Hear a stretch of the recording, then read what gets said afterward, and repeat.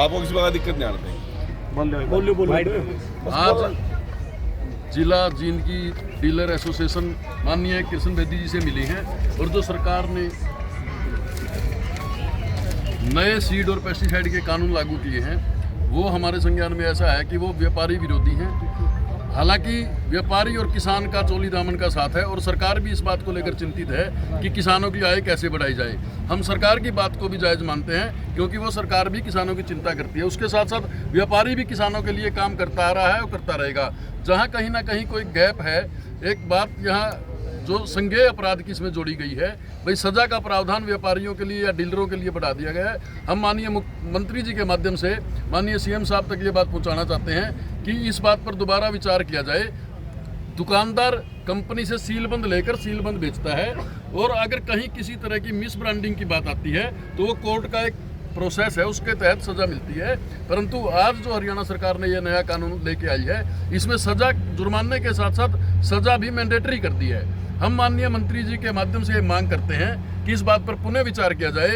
एक तो डीलर को इससे हटाया जाए, दूसरा सजा या जुर्माना, ये दोनों चीज़ें पहले भी अलग अलग थी, अब भी यह शब्द इसमें और की बजाय ना जोड़ा जाए। इससे भय का माहौल व्यापारियों में है।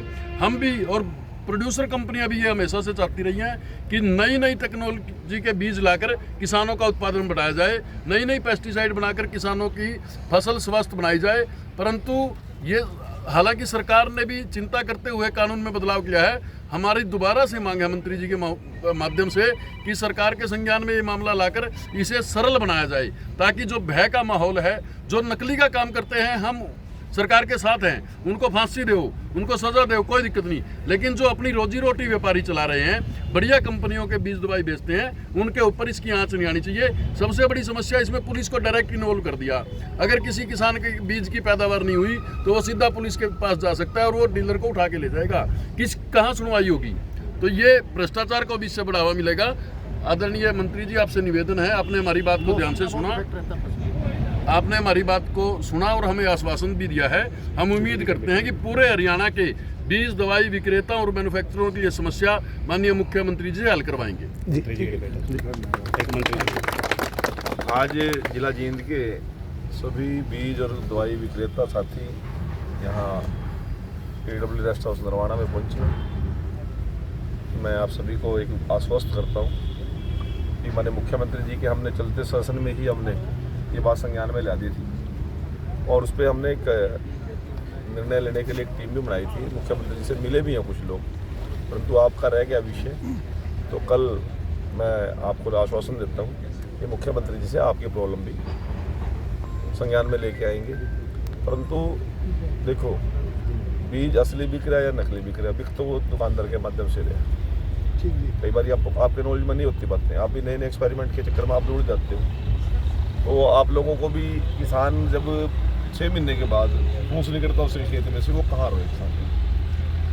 दोनों के बीच में सरकार है, किसान के लिए भी सरकार उसके रोने का कंधा मार रही है और आपको यदि कोई समस्या है आपके लिए भी कंधा मार रही है। तो किसान की खून पसीना और उसका पैसा व्यर्थ ना जाए, थोड़ा सा कानून में बहुत से किसान संगठनों ने हमें बार बार लिख के दे रहे थे।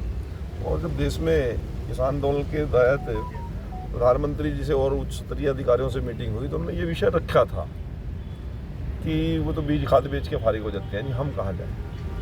तो इस विषय को ध्यान में रखते हुए किसानों की हमदर्दी में कुछ कदम उठाए थे, परंतु उसके पक्ष और विपक्ष दोनों पहलू होते हैं।